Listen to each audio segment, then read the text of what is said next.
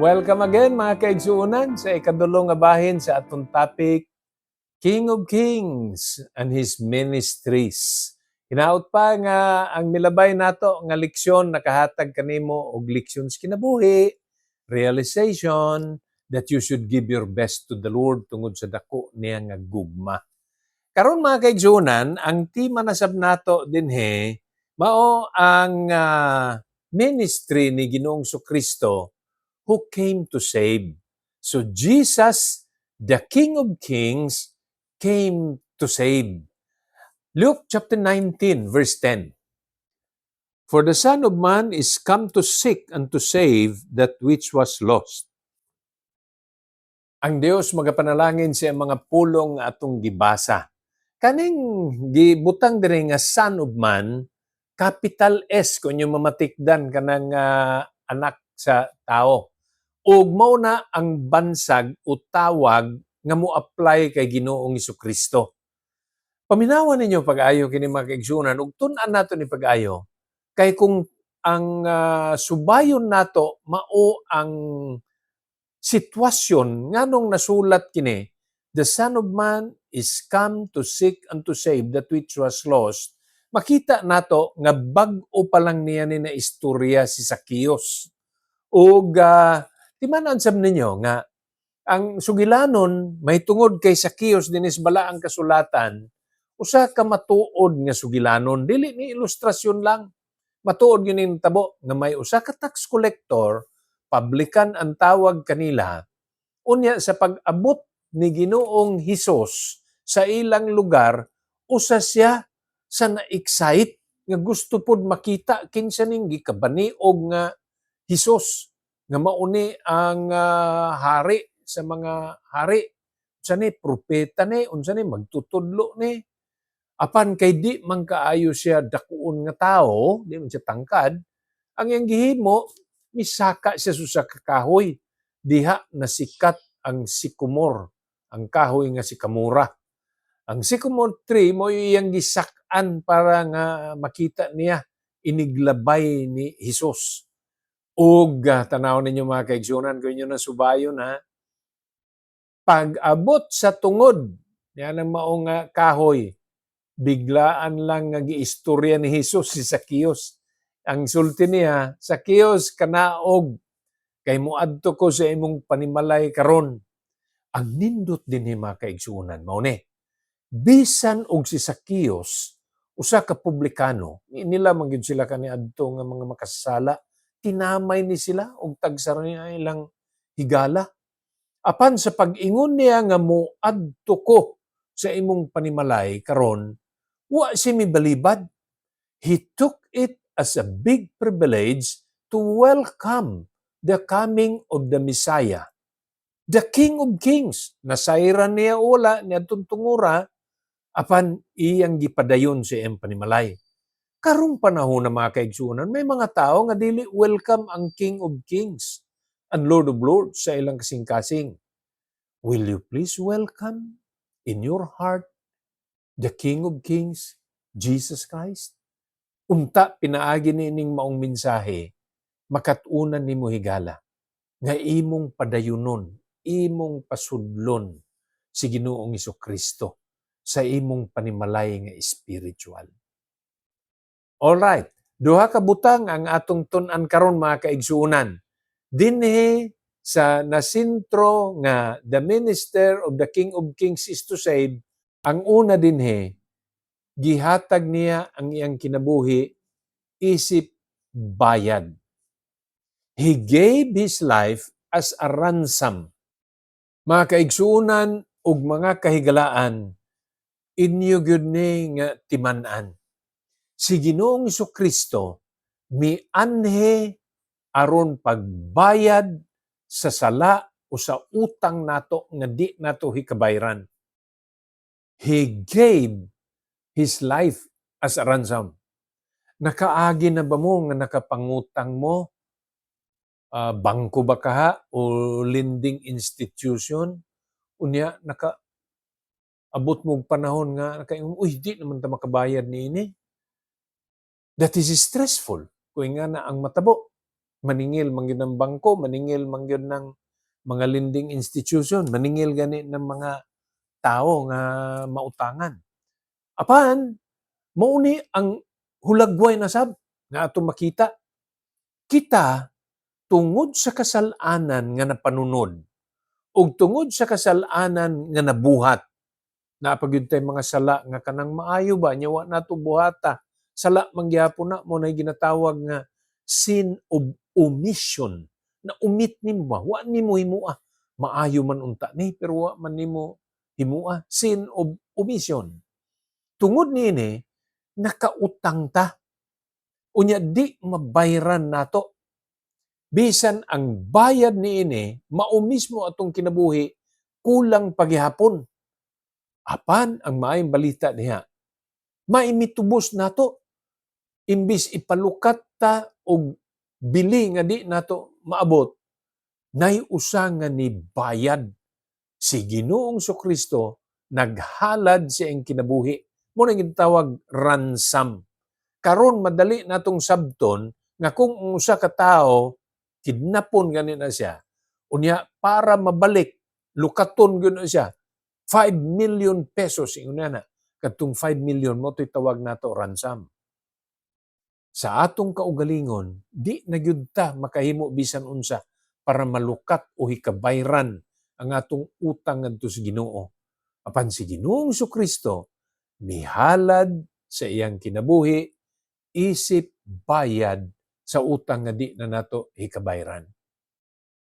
May kanta kita nga ginaawit, He paid the debt. Ang linya ni ana, He paid the debt He did not owe. Dili man unta na iya ha. Pero tungod sa enda kong gugma kanato, iyang gihatag ang iyang kaugalingon. Ingon ni ana kagihigugma sa Dios.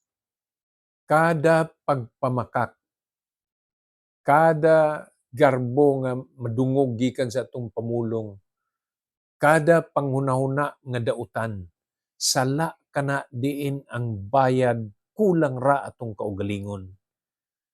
Mga kasaypanan nga pagdumili may tungod kay Ginoong Kristo, pagkadili matinuohon, mga kasalanan nga nabuhat nato sa panghunahuna, sa pulong ug sa buhat, di nato hikabayran. Apan ang gidak-on sa gugma ni Ginoong Kristo, gipamatuod sa Dios nga iyang gihatag iyang bugtong nga anak nga mao ni ang mibayad sa silot sa atong mga kasalanan. Stressful kadtong primerong sitwasyon, pero kini joyful. Makahatag kini og kalipay ug mao ni ang angay natong pasalamatan ngadto kay Ginoong Kristo, ang hari sa mga hari. Letter B. Jesus offers forgiveness and offers eternal life. Si Ginoong Kristo sa pag-anhin niya aron mahimong ransom kun bayad sa sala nga di nato hikabayran, siya nagatanyag og pagkapinasaylo. Kakuyaw sa atong sitwasyon igsuon. Kung wa nimo og nako nadawat si Ginoong Kristo, isip Dios og manunubos, inig kamatay nato, impyerno gyud ta paingon. Kalayo, linaw sa kalayo nga mao'y magaut-ut sa imo ug sa akong kalag. Hangtod sa way katapusan. Apan ang katahom sa gugma sa atong Ginoo, nagatanyag siya kapasayloan sa sala. Unya sunod niini itanyag niya ang kinabuhing dayon. Bisan asa ikaw nagagikan, bisan asa ikaw nagapuyo, mahimong dinhi sa syudad sa Davao, sa laing lugar, ug sa bisan sa mga nasod nga di maabtan sa ato nga broadcast, why exempted kanato gikan sa sala. Ug usa ka sala, ang bayad mao ang kamatayon. But the good news is, Jesus offers forgiveness. Ephesians 1:7. In whom we have redemption through His blood, the forgiveness of sins, according to the riches of His grace. Dinhi si Apostol Pablo mga kaigsunan nagsulti, diha kay Ginoong Kristo naa ang pagkatinubos, naa ang kabayaran sa atong mga kasalanan ug kapasayloan tungod sa iyang hamili nga dugo. Man in himself has no possible means of salvation. Muna'y termino nato nga total depravity of man. Bisan og unsaon nako, bisan unsaon sa tao, bisag i-combine pa nato atong resources, di yun na paigo nga makabayad sa atong sala. We are totally depraved. Salamat sa Dios nga naay bugti nini si Ginoong Kristo ug karon ang kamatuoran mo ning gisulti sa verse 7. We have redemption through His blood. Mo na mga kaigsuunan, ayaw mo pagbaton og version sa Biblia nga nagakuha mahitungod sa kagahom sa hamili nga dugo ni Ginoong Kristo. Now, let's include a good lesson here. May mga version sa Biblia nga ang ginakuha nga bahin maunang kagahom sa hamili nga dugo ni Ginoong Kristo. There are other Bible translations or versions that attack the deity of the Lord Jesus Christ and then the power of the precious blood of the Lord Jesus Christ. Pero dinhi giklaro, tungod sa hamili nga dugo ni Ginoong Kristo nga gipaagay didto sa cross, nakabaton kita og pagkatinubos. Kauban dinhi ang kapasayloan sa atong mga kasalanan and the forgiveness of our sins, the pardon of our sins. Ug moingon ta og forgive, kini gipasaylo, kini gi-consider, ug kini musulti sab nato. Forgiveness and pardon are offered to every Christian. Ug mabatunan gyud na sa kada Kristohanon. Di lang nga gipasaylo, kanang ni saylo ba gi-consider, apan gihatagan gyud kini og kabayaran. It was paid, it was pardoned.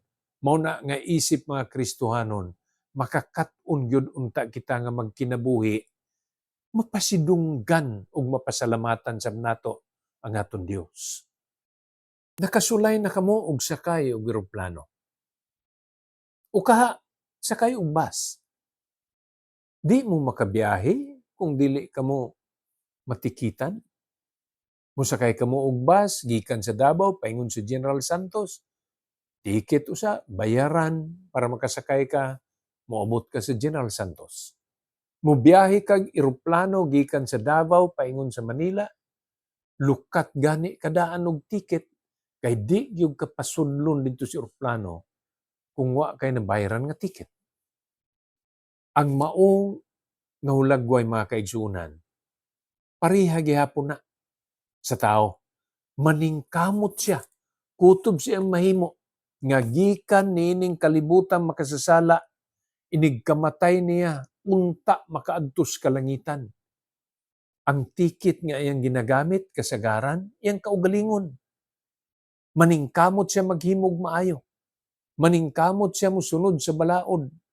Apan ang balaang kasulatan nagsulti pinaagi sa panulat ni Apostol Pablo, curse is everyone who are under the law. Wa man gyud makatuman sa balaod. Ug di man pud nato mamatarong atong kaugalingon pinaagi sa balaod. Gani sa Galatias 2:20 ang pulong sa Ginoo nagaingon, I am crucified with Christ. Nevertheless I live, yet not I, but Christ liveth in me.